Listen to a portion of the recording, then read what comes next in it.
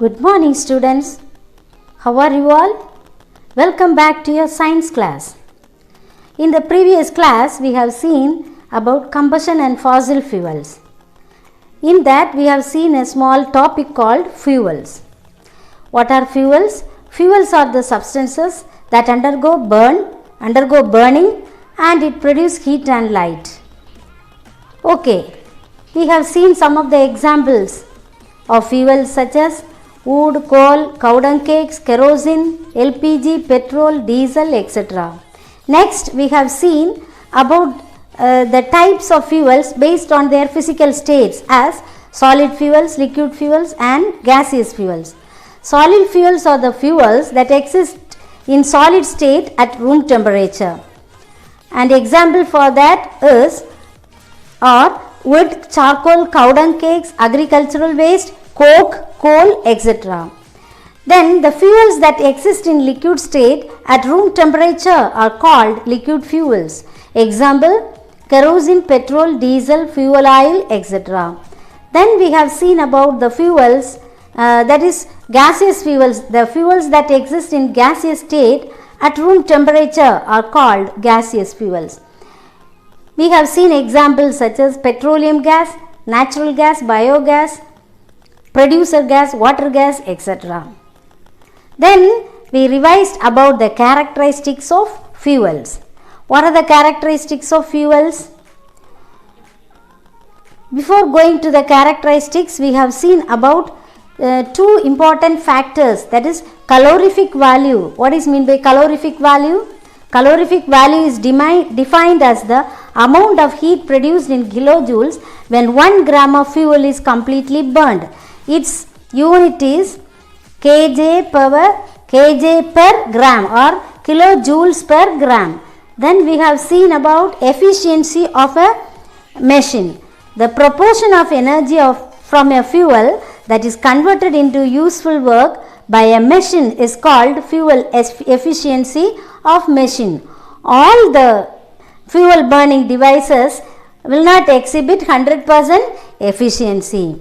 Then we have seen about the calorific values of some of the fuels such as wood pellets.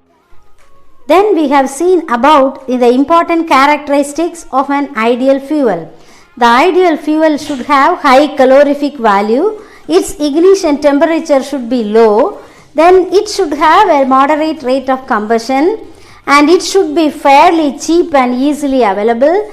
It should be safe to handle, store and transport, and the last point is it should not cause any pollution on burning. So among all the fuels, the calorific value of hydrogen is 150 kilojoules per gram and it is considered as the most important fuel, but it is not used in our day-to-day life or domestic purpose.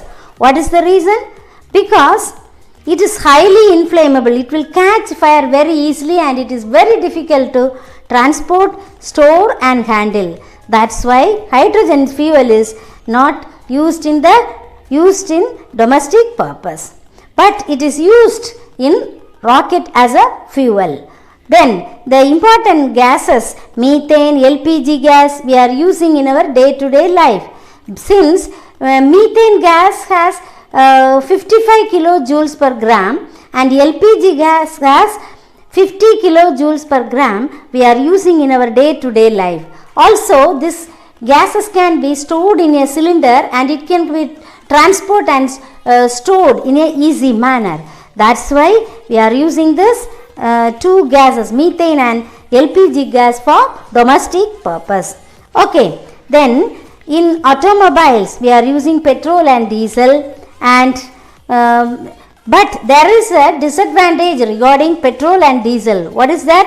The availability is limited, that is petrol and diesel or petroleum crude oil is going to get extincted. So the availability is very less. That's why this is the main disadvantage of petrol and diesel as a fuel. Then today we are going to see a new topic, students, very interesting topic, that is fossil fuels.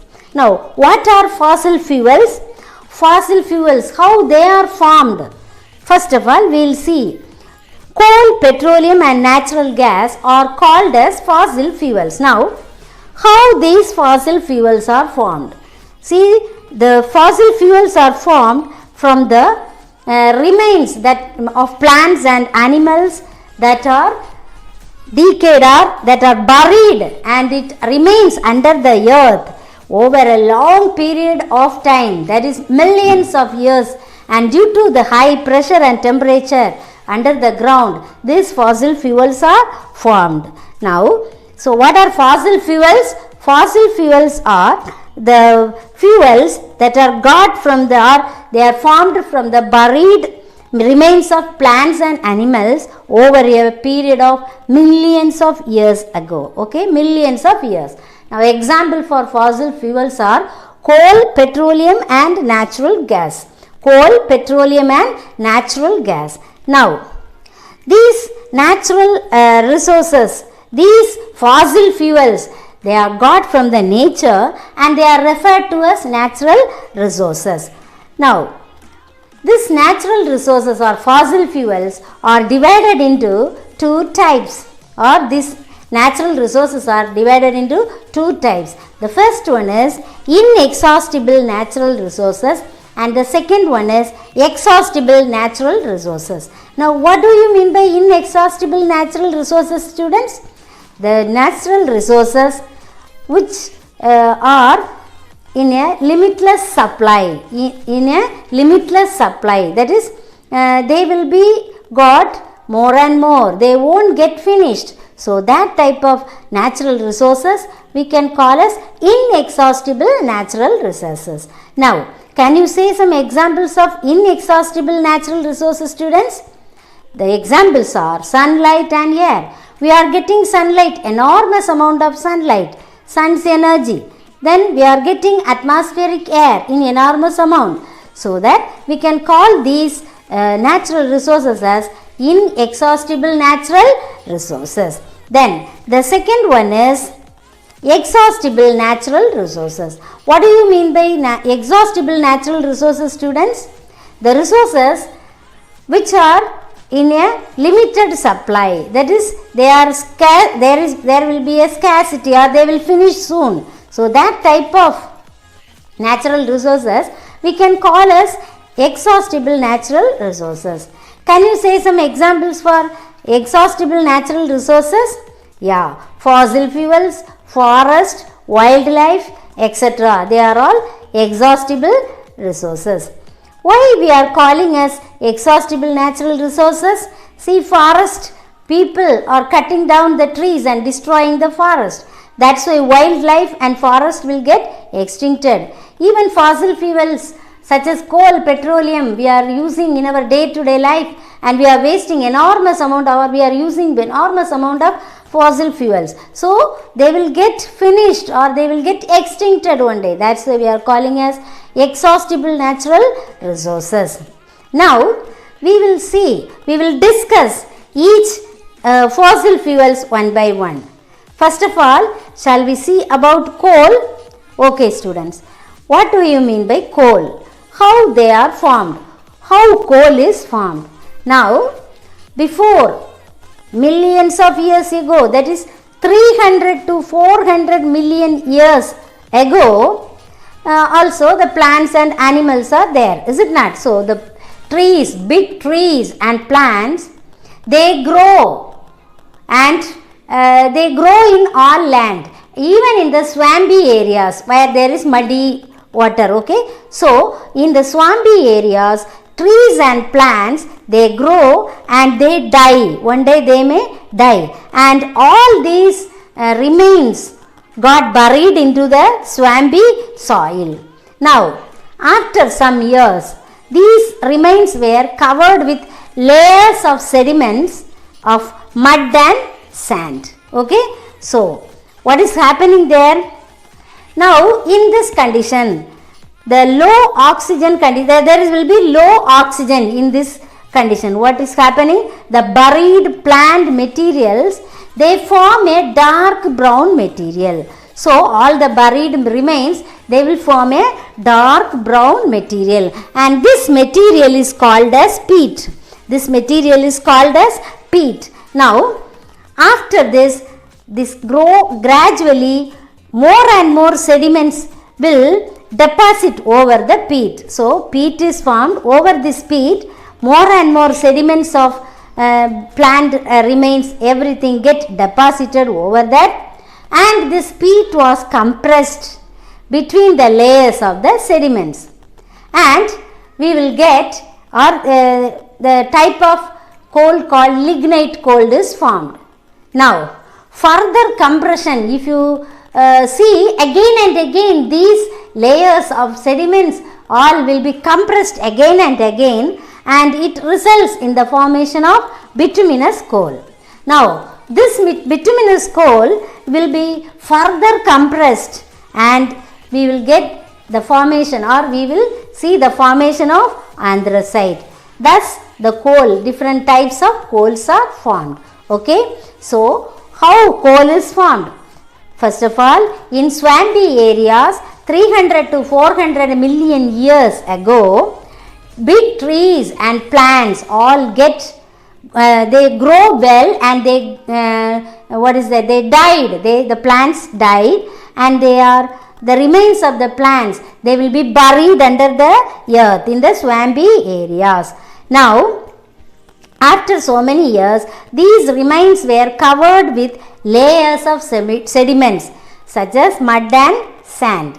Now in this swampy area, there is less percentage of oxygen. So in the low oxygen condition, these buried plants, they form a dark brown material called peat. Okay, so now this peat, gradually more and more sediments will get deposited over the peat, and the layers of the sediments are compressed, and due to this compression, a new type of coal called lignite coal is formed. Then again this lignite coal is compressed again and again, and we will get the coal called bituminous coal. Even after that, the bituminous coal, further compression, it results in the formation of anthracite coal. Now let us see about the three types of coal in a brief manner. First of all, what is the color of this coal? This coal is black or brownish black in color. Now depending on its carbon content, we will divide the coal into three types. What are the three types of coal? First one is anthracite coal. Anthracite coal has a carbon content of about 86 and above. Okay, above 86% of carbon. That is, in anthracite coal, above 86% of carbon is present. And this carbon, this anthracite is called is regarded as the highest grade of coal. This is considered as the highest grade of coal. And what is the use of this? This anthracite coal is mainly used for heating. So that is the first type of coal. So the first type of coal is anthracite. The carbon content of anthracite is above 86%. That is, 86% of carbon is present in anthracite coal, and it is the highest grade of coal, and it is used for heating. The next type of coal is called as bituminous coal. Now, bituminous coal contains about 70 to 86% of carbon, and it is used for the power generation and in the manufacture of other fuels such as coke, coal, etc. Okay, so bituminous coal is containing 70 to 86% of carbon, and it is used for power generation. Also, it is used in the manufacture of other fuel called coke. Now, the last type is called as lignite coal. What do you mean by lignite coal? Lignite coal is a coal which contains about 60 to 70% of carbon. Then, this is the lowest grade of coal. So, lignite coal is considered as the lowest grade of coal, and this lignite coal is used for power generation. This lignite coal is used for power generation. Then next one is, this coal is existing, or if you process this coal, we will get three types of different useful materials such as coke, coal tar and coal gas. Coke, coal tar and coal gas. First one, what is coke? Coke is a hard dry fuel that is produced by heating bituminous coal to a very high temperature in the absence of air. So, what is meant by coke? Coke is a hard dry fuel produced by heating the bituminous coal to a very high temperature in the absence of air. Now, this coke has a highest carbon content. Coke has high carbon content, that's why it is used as a fuel. And it is also used in the manufacture of steel. Okay. The next one is coal tar. Coal tar is a thick, black, opaque fluid that is obtained as a byproduct of the process of manufacturing coke. It is used in anti-dandruff shampoos, ointments, soaps, perfumes, etc. The next product is coal gas. Coal gas is a gaseous fuel that is obtained as a byproduct in the manufacturing of coke. Okay. Now, before finding the natural gas, this coal gas is used for domestic purpose as well as it is used as a lighting fuel. So, we will recall once again. Today's topic is fossil fuel. What are fossil fuels? Fossil fuels are the fuels that are formed from the buried remains of the plants and animals over a long period or millions of years ago. Okay. Now, this fossil fuels examples are coal, petroleum and natural gas. Coal, petroleum and natural gas are called as fossil fuels. Now, these fossil fuels are got from nature. That's why they are also called as natural resources. So, the resources that are got from nature are called as natural resources. Now, these natural resources are divided into two types. What are they? Inexhaustible natural resources and exhaustible natural resources. What are inexhaustible natural resources? The resources of which there is a limitless supply is called as inexhaustible natural resource. For example, sunlight, air. Then, what are exhaustible natural resources? The resources whose supply is very or it is limited. So, that natural resources are called as exhaustible natural resources. Examples of exhaustible natural resources are fossil fuels, forest, wildlife, etc. Now, next we have discussed about the formation of coal. How is coal formed, children?